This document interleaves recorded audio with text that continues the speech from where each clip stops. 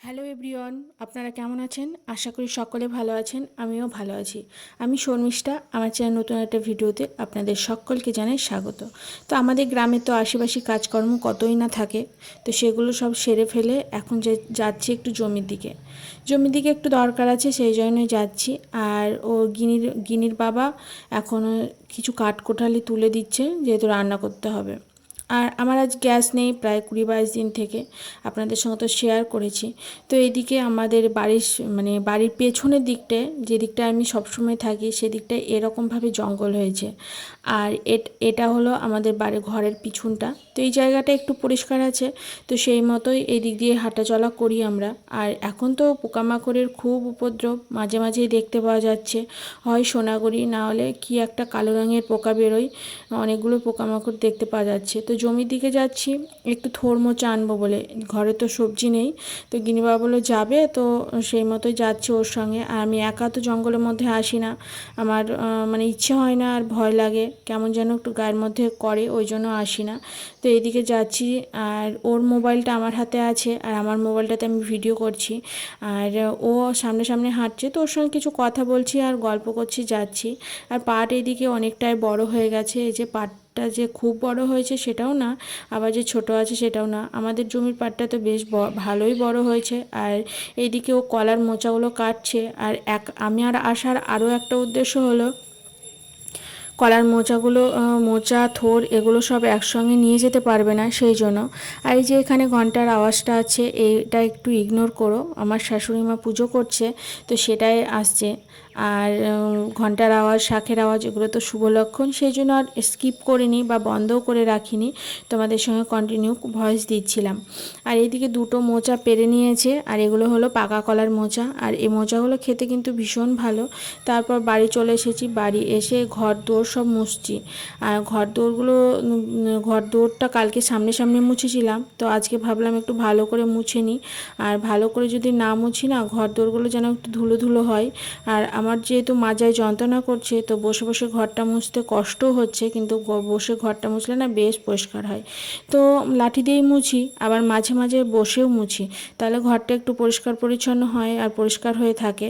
আর হাতে যতটা ধুলোটাকে অ্যাবজর্ব করা যায়, কিন্তু লাঠি দিয়ে সেটা হয় না, সেই জন্য চেষ্টা করি সপ্তাহে অন্তত 2 দিন হাতে মোছার, আর বাকি দিনগুলো লাঠিতে মুছি। তো হ্যাঁ, বসে মুছতে যেহেতু মাজার প্রবলেম আছে পিঠের দাড়িতে, তো সেহেতু বসে মুছতে ভীষণ কষ্ট হয়, তবুও মুছে নিই।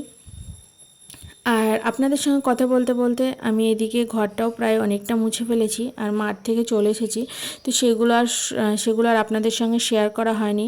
তো মাঠ থেকে কি এনেছি না এনেছি সেগুলো শেয়ার করা হয়নি। তো মাঠে অনেক কিছু আছে, তো সেগুলো আস্তে আস্তে শেয়ার করব। তো থোড় মোচা, তারপরে কয়েকটা পটলের লোদ, সব কিছু আনা হয়েছে, তো রান্নাবান্না করতে হবে। এদিকে ঘর দোরগুলো মুছে কাজকর্মগুলো সেরে নিই, তারপর রান্না করব। আর আমার মেয়ে যেহেতু বাড়িতে নেই, ও গিয়েছে মামার বাড়ি বেড়াতে, তো সেই জন্য আরও কাজের আসলে চিন্তা নেই, এরকম হয়ে গেছে একটা ব্যাপার। তো যাই হোক, এই যে এই দিকটায় আমি এখন এই বাইরের দিকটা মুছে নিচ্ছি। আর ঘরটা মুছতে বেশ অনেকটাই সময় লাগে, যেহেতু আমার ঘরটা একটা, কিন্তু ঘরের লেন্থটা অনেকটাই বড়, তো সেই জন্য ঘরটা মুছতে বেশ সময় লাগে। আর এইদিকে এই জায়গাটায় আমার ছিল রান্নাঘরটায় আমি এখন ওই পাঁচিটা ভেঙে দিয়ে এখানে আমার বাক্সগুলো রাখা থাকে। আসলে ওই জিনিসগুলো রাখার, ঘরের মধ্যে রাখা আর জায়গা সেরকমভাবে হয়ে ওঠে না, আর ভীষণই কষ্ট হয় ঘরের মধ্যে, যেহেতু আমি একটা হাতের কাজ করি সেলাইয়ের, তো সেই জন্য আরও হয়ে ওঠে না। আর আপনারা যদি আমার ভিডিওর কেউ স্টিচিং বা কাটিং দেখতে চান, তো অবশ্যই কমেন্ট করে জানাবেন, আমি আপনাদের সঙ্গে শেয়ার করব আস্তে আস্তে, সেরকমই ভেবেছি। তবে সাহস করে উঠে আর শেয়ার করতে পারছি না, যে আপনারা কেউ পছন্দ করবেন না। এবার সবাই তো আর সেলাই জানে না, যারা টুকটাক সেলাই জানে তাদের পক্ষেও ভীষণ উপকার হবে। আর সেই মতো ভাবছিলাম যে আমি ভিডিওগুলো শেয়ার করব, তো করাই হয়ে উঠছে না। এইদিকে আমি চলে এসেছি কলপাড়ে। তো কলপাড়ে এসে কিছু কাপড় চোপড় ভিজাবো, তো কাপড়গুলো ভিজানোর জন্য সবগুলো তো বার করে নিয়েছি, কিন্তু একটা একটা করে ভিজাতে ভিজাতে বেশ অনেকগুলো কাপড় হয়ে গেছে। তো সকালে আশেপাশে কাজকর্ম সেরে নিলে কি হবে, এই যে মাঠ থেকে মানে জমির থেকে এসে যে খাওয়া দাওয়া করেছি, পান্তা ভাত ছিল সেটা খেয়েছি, তো সেটা অনেকটা পরিমাণে ছিল, তো ফেলে দিব নষ্ট করব তো খেয়ে নিয়েছি। সে বাসনগুলো নামানো রয়েছে, সেগুলো এখন ধুয়ে নিব। তার আগে ভাবলাম কাপড়টা একটু ভিজিয়ে রাখি, তাহলে একটু ভিজবে, তাহলে তাড়াতাড়ি মাজা ঘষাটা হবে। তো এদিকে একটা একটা করে বেশ অনেকগুলো জামা কাপড় বেরিয়ে গেছে, আর একটুখানি জল থাকলে আমার ফেলতে কিন্তু ভীষণ মায়া লাগে। তো সেগুলো আমি সব একটা একটা করে বের করে, কাপড় বেশি হলেও আমি দিয়ে দিই। আর যেহেতু সার্ফের জল খুব ভালো পরিষ্কার না হলেও বেশ ঝরঝরে হয়ে যায়, তো সেরকমভাবে মানে যে ঘামে জামা কাপড় যে একটা ব্যাপার থাকে ভ্যাপসা, সে ভ্যাপসাটাও কেটে যায়। ওই জন্য আমি একটু জল ফেলি না, ঘরের ভালো জামা কাপড় হলেও বের করে দিয়ে দিই, দু একবার পরার হলেও বের করে দিয়ে দিই, এতে জামা কাপড়টা বেশ ঝরঝরে লাগে, এটা আমার মনে হয়। আপনারা কি করেন, যদি জল বেঁচে যায় তাহলে কি ফেলে দেন, না আমার মতো এক একটা করে বের করে আবার সেটা দিয়ে দেন? অবশ্যই কমেন্ট করে জানাবেন। তার আগে আমি আমার পরিচয়টা দিই। নমস্কার, আমি শর্মিষ্ঠা। আমার চ্যানেলে বড়দের সকলকে জানাই অনেক আমার আন্তরিকভাবে প্রণাম, আর ছোটোদেরকে জানাই অনেক ভালোবাসা। তো আমি মুর্শিদাবাদ জেলার ছোট্ট একটা গ্রামের সাধারণ নিম্ন মধ্যবিত্ত পরিবারের গৃহবধূ। এখানে আমি আমার ডেলি লাইফস্টাইল ব্লগ শেয়ার করি। আপনাদের যদি আমার ভিডিওগুলো ভালো লাগে, প্লিজ আমার চ্যানেলটা সাবস্ক্রাইব করে আমার পাশে থাকবেন, আর বেল বাটনটা অন করে দিবেন। আর এইদিকে এখানে আমি উনুনে যেহেতু রান্না করছি, তো এখানে একটা তক্তার মতো বেঁধে দিচ্ছি, তাহলে আমার এখানে জিনিসপত্র টুকটাক হয়তো লঙ্কা কিংবা হয়তো একটা পেঁয়াজ থেকে গেল, সেগুলো এখানে তুলে রাখা হবে বলে এরকমভাবে বেঁধে দিলাম। তো ব্যাপারটা আপনাদের কেমন লেগেছে অবশ্যই কমেন্ট করে জানিয়েন।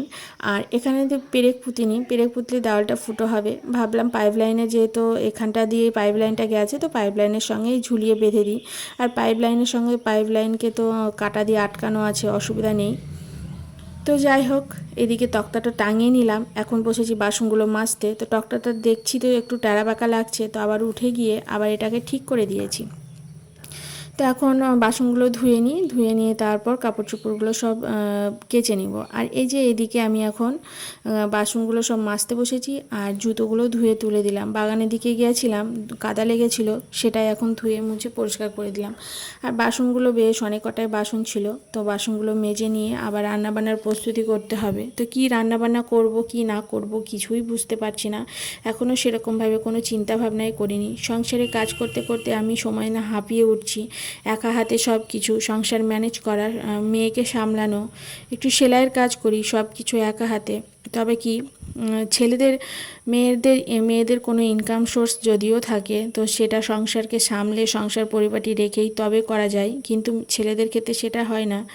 আর এই যে উনুনটা লিকে চুকিয়ে রেখে দিয়েছি, সেগুলো আর আপনাদের সঙ্গে শেয়ার করে নিই। অফ ক্যামেরাতে ঝটপট করে নিয়েছি, যেহেতু অন ক্যামেরায় কাজ করতে যতটা সময় লাগে, অফ ক্যামেরায় যদি কাজ করি তার অর্ধেকেরও কম সময় লাগে। এবার কিছু কিছু কাজ অফ ক্যামেরাতেও করে নিয়েছি। তো এদিকে মাটিটা দিয়ে নিয়েছি, মাটিটা দেওয়ার পর যে এখানে রেখে দিলাম, হাঁড়িটাকে উনুনের উপর রেখেছি, আর কড়াটা। আর এটা রান্নাঘর, তো পিছনের যে বেড়াটা সেটা নষ্ট হয়ে গেছে, তো আমার ওখানে রান্না করতে ইচ্ছে হয় না, ওই জন্য কলপারের এই দিকে উনুনটাকে টেনে এনেছি, মানে যেটা এখানে গেট ছিল সেই গেটের সামনে। তারপর আমি এখানে রান্নাবান্নাটা করি।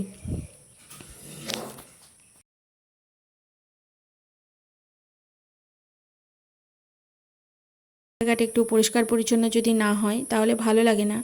আর খুব তাড়াহুড়ো করে কাজছি, আর যেহেতু ভিডিওটা একটু ফাস্ট ফরওয়ার্ড করা আছে, সেই জন্য মনে হচ্ছে যেন আরও জোরে কাজছি, কিন্তু কাজটা একটু তাড়াহুড়ো করেই করছি, যেহেতু অনেকটা বেলা গড়িয়ে গেছে, এখন রান্নাবান্নাও করতে পারিনি, তো সেই মতো রান্নাবান্নাও করতে হবে। আর রান্না বান্না না করলে খাবো কি? সত্যি কথা বলতে সময়ে এমন যখন মনটা ভালো থাকে না, কষ্ট হয়, তখন মনে হয় হায় রে কপাল, যে খিদে পেলে শরীরটা খারাপ করলেও যে কেউ কারো কাছে যে দুটো খাবো, সে কপালটা আমার কোনো দিনই ছিল না। শ্বশুরবাড়িতে এসে থেকেই নিজে হাতেই রান্নাবান্না, নিজে হাতেই খাওয়া দাওয়া। তো সেরকমভাবে আমার কোনো দিনই কপাল ছিল না। এইদিকে আমি কাপড় চোপড়গুলো সব ভালো করে খুঁজে নিয়েছি, আর এখন এগুলো কাচবো আর তুলে নিব। কাজগুলো কেচে তুলে নিয়ে তারপর এগুলোকে মেলতে হবে। মানে কি, একটা কাজের জন্য অনেকগুলো কাজ থাকে। তো এই কাপড় চোপড়গুলো কেচে আবার মেলাজোলা করতে হবে, মেলাজোলা করে শুকালে আবার তুলে ভাঁজ করতে হবে। এই কাপড়ের পিছনে অনেকগুলোই কাজ থাকে। রান্না বান্না করলে যেমন হাঁড়ি কড়া মাজতে হয়, আবার উনুন পালিকাতে হয়। উনুনে রান্না করলে অনেকগুলো কাজ রয়ে যায়, যেহেতু উনুনে রান্না করলে হাঁড়ি কড়াটা কালি হয়। কদিন তো প্রেশার কুকারও দিচ্ছিলাম আখাই, মানে উনুনে প্রেশার কুকারও দিচ্ছি। কি করব, ওই মানে বসে বসে কড়াতে ডাল সিদ্ধ করা ভীষণ কষ্ট হয়ে যাচ্ছে, ওই জন্য উনুনেই দিয়ে দিচ্ছি প্রেশার কুকারটা, যাতে ডালটা তাড়াতাড়ি সিটি পড়ে যায়। তবে কি, ওই যে কালিটা মাজতে হয়, এটা কষ্ট হয়। তো আজকে জামা কাপড়গুলো বেশিরভাগ মেয়েরই জামা কাপড়, এগুলো সব কেচে রাখছি। ও যেহেতু নেই বাড়িতে, মামার বাড়ি আছে, ও মানে ওকে রেখে এসছে, ও যাবো বায়না করছিল, তো ওকে রেখে এসছে, তো ওকে আনতে যাবে। তো এই জামা কাপড়গুলো আবার পরতে যেতে লাগবে, সেই জন্য কেচেই রাখলাম, কেচে নিলাম। নাহলে এগুলো পরেই ছিল, আজ কাচবো, আজ না কাল, কাল না পরশু করে কাচবো করে কাচা হয়েই উঠছিল না। তো যাই হোক, তো এখন কাপড় চোপড়গুলো কেচে নিয়ে তারপর স্নান করে পুজো দিয়ে তারপর রান্নাবান্না করব। আর রান্নাবান্না তো করা লাগবেই। আর কি রান্না করেছি না করেছি সেগুলো আর কিছুই আপনাদের সঙ্গে শেয়ার করিনি। তো এদিকে আমি গিনির বাবার সঙ্গে কথা বলছি, যে বলছিলাম যে কাপড় চোপড়গুলো একটু মেলে দিও। তো ও আমি বললো কেচে দাও, মেলে দিচ্ছি। তো এইদিকে কেচে দিচ্ছি। তো আমি বললাম রোদ্রে আর ছাদে যেতে হবে না, নিচেই সব মেলে দাও। নিচে আমাদের ঘরের পেছনে যে ফাঁকা জায়গাটা এর আগে দেখালাম, ওখানে অনেকগুলো তার টাঙানো আছে। তো এদিকে ভাতও বসিয়ে দিয়েছি, স্নান করে পুজো করে ভাত বসিয়ে দিয়েছি। ভাত আর সেদ্ধ ভাতই বসিয়েছি, আর একটু আলু পেঁয়াজি ভেজেছিলাম, আর কিছুই রান্না করিনি। তো তারপরের দিন গিয়েছিলাম মেলায়, তো সেই অংশটা একটু শেয়ার করেছি। তো চলো আমার